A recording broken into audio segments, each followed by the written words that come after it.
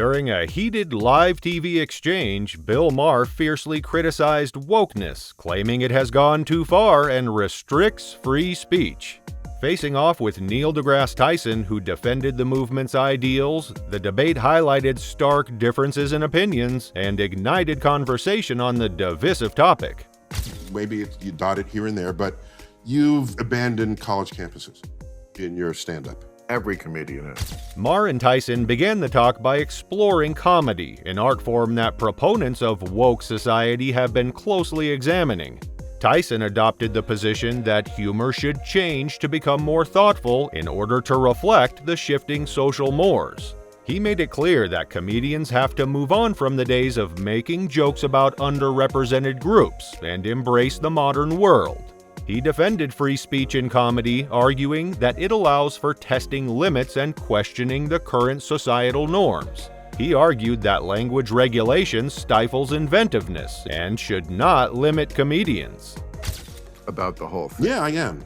Well, but that doesn't work because that doesn't ever explain anything. If you want to talk about specific issues. Firstly, Maher didn't only stick to humor, he also examined the wider effects of woke culture on society, contending that it has evolved into a means of stifling free speech.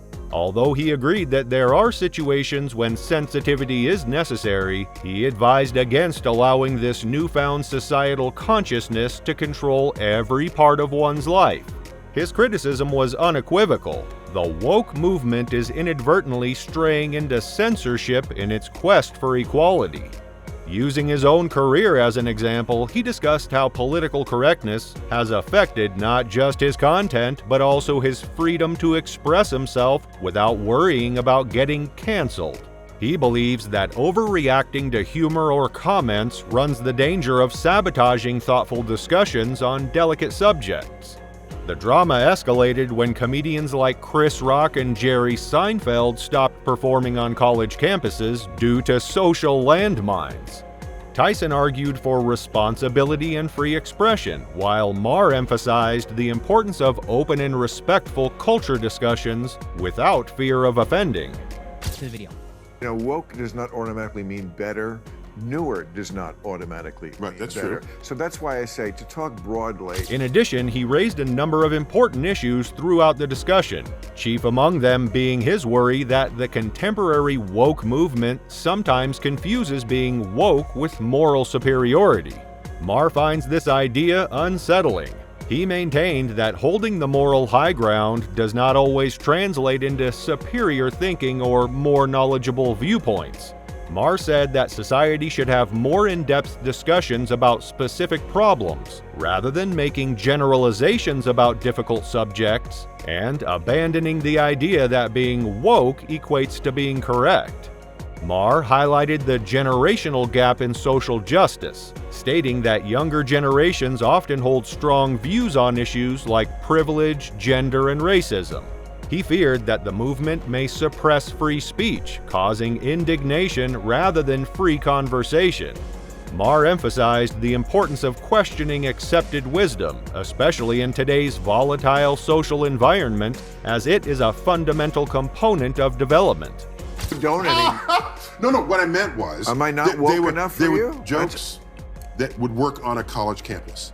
At this point, Maher bemoaned the hypersensitivity he saw on college campuses as the discussion turned to a more general indictment of campus culture. He characterized the contemporary climate as one in which opposing viewpoints are not merely ignored, but actively repressed. He warned that actions like these are harmful to the future of free speech and intellectual development, and he advised both students and powerful people to fight the impulse to silence individuals they disagree with. Maher stressed in his concluding comments that balance is necessary even if he supports the principles of social justice. He maintained that free speech shouldn't be given up for wokeness. Rather than suppressing unpleasant discussions, society should work to create a space where they may happen without fear of retaliation. No, parents ruin both their lives. They ruin their fucking spoiled kids' lives, and they ruin their own lives because the kids rule the roost. For instance, Tyson, for his part, remained firm throughout the discussion as well. He emphasized the value of changing with the times, especially in terms of humor and public conversation. Tyson underlined that as societal standards change, public leaders have a need to adapt as well. Rather than sticking to outdated types of comedy, he advised comedians to think about the effect of their words and utilize their platforms for good. Tyson argued that being woke doesn't restrict free speech, promoting deliberate and polite discussions. He differentiated between responsible and free speech, stating they're not exclusive. He compared national conversations to a lively neighborhood dispute, encouraging open and respectful dialogue without intimidation or censorship. Don't miss out on any breaking news and discussions surrounding woke culture. Hit the like button, subscribe to our channel, and turn on notifications to stay updated.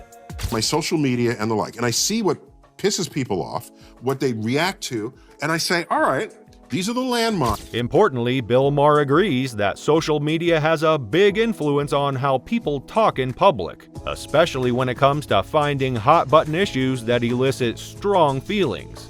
He stresses that having meaningful talks requires a grasp of public opinion.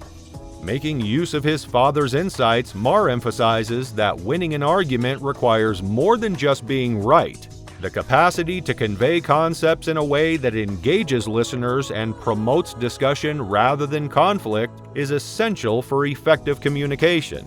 Maher believes that in order to make sure that one's message is not only heard but also understood and valued, it's crucial to strike a balance between candor and tact. Wait till they grow up a little. Okay, I can wait. You don't know what you're talking about. You don't know what you're talking about. On the other hand, Neil deGrasse Tyson challenges the other person's understanding of humor by offering a distinct viewpoint to the discussion. He implies, rather gently, that they could not completely get the complexities of the comedy industry, which calls for a high degree of understanding and talent. But Tyson doesn't end there. He also expresses sincere appreciation for comedians and their important contribution to society.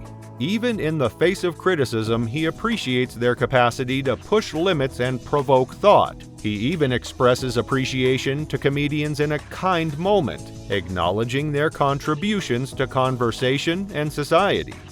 Okay, so I watch Leno every night. His monologue, I didn't care about the guest. Watch the monologue every night. He was the and he has best. the longest monologue. Bill Maher openly expresses his admiration for comedian Jay Leno, pointing out his excellent timing and particularly memorable speeches. Maher thinks that Leno's ability to engage with the audience is one of the reasons he finds his humor so enjoyable. Thinking back to his own time as a guest on Leno's program, Maher emphasizes how uncommon it was for a member of the scientific community to be featured, pointing out that Leno seldom had scientists on his show. He makes a connection between this and the late Johnny Carson, who often invited intellectuals to his program. Maher recognizes Leno's intelligence, but he also highlights Carson's unique style of incorporating education and science into his shows. No, I have on, the Sirius XM, you got comedy from the 90s, 2000s, 2010s. They decade them. However, he highlights the changing nature of humor, pointing out that famous comedians like Jerry Seinfeld and Chris Rock have stopped coming to college campuses due to the heightened sensitivity of their audiences. This transformation is a reflection of wider societal changes, such as the scrutiny of comedy and the evolution of acceptable behavior standards. Maher recognizes that comedians must adjust to these new circumstances and that it might be difficult for them to express their opinions without going beyond the boundaries imposed by contemporary social mores. His annoyance draws attention to the tightrope comedians must walk when attempting to reconcile being faithful to their art with catering to modern sensibilities. Let us know what you think about Bill Maher's bold take on wokeness in the comments below.